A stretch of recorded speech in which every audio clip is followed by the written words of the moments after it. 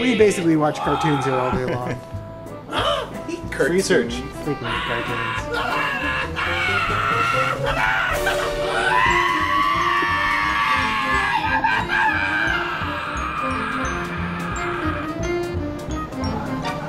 Because now, you know, before we only had to concern ourselves. Like originally when they came out, they were less than a minute. Yeah, here's what happens, and then it's over, you know, type of thing. You're like, boom, one joke, zinger, you're out. You know, like one gag and you're out.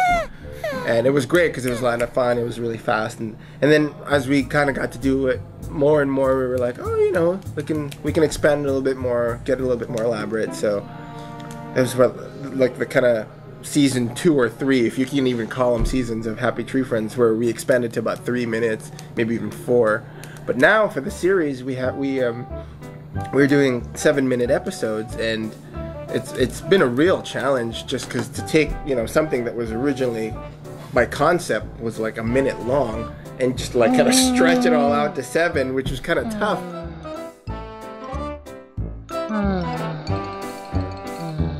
Giving the characters quirks that would be more difficult to illustrate in 30 seconds or a minute. That you know, Petunia has OCD.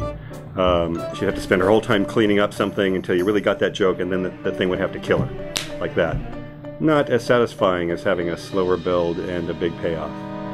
But I think the coolest part about it, and also again part of the challenge, is now we can actually do kind of more classic 3-arc stories, where we have kind of like the setup, and then, you know, kind of like a release, and then a bigger setup and a release, and then final, you know, a big final crescendo to the climax. It allows for a B story. It allows for a slower build, kind of a more gradual arc. It allows for character development, which is something that we've had a lot of fun with. Yeah, we've actually kind of done it, you know, we've tried all sorts of different ways, because it's like, oh, you know, we just have to try it. But yeah, there's some where, you know, we definitely, it always still starts cute, you know, that's like the classic formula for Happy Tree, it always starts cute. We've had some, you know, some episodes where something happens right at the beginning, and then you kind of, you know, go from there, and it just kind of, you know, builds up from there and stuff like that.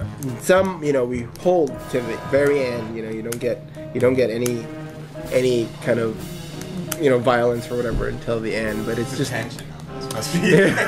Oh my God! I'm sitting here for 6 minutes. When is somebody gonna die? And a big payoff. Although Warren doesn't like that episode anyway, so maybe it doesn't pay off at all. Hey, Warren? Hey, it sucks. Yeah, Warren says it sucks. Of course, that was done when he wasn't here. What I call the golden years.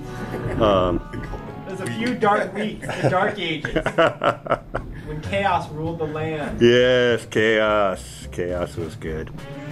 So now we can get a little bit more elaborate. We can put kind of, we've been able to weave like A, B, and C stories together. You know, oh, you know, Russell's got his own story in this episode, and so does Mime, and then so does, you know, Nutty. But they all kind of come together anyways in the end. So that's been kind of cool.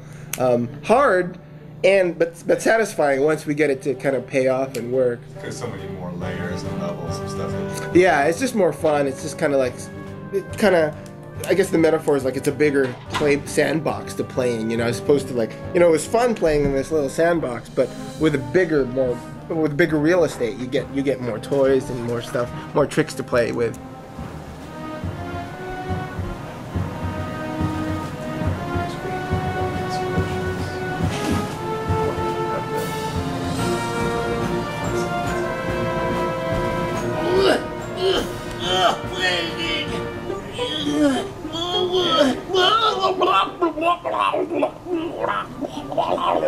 He's hungry yet again. What else?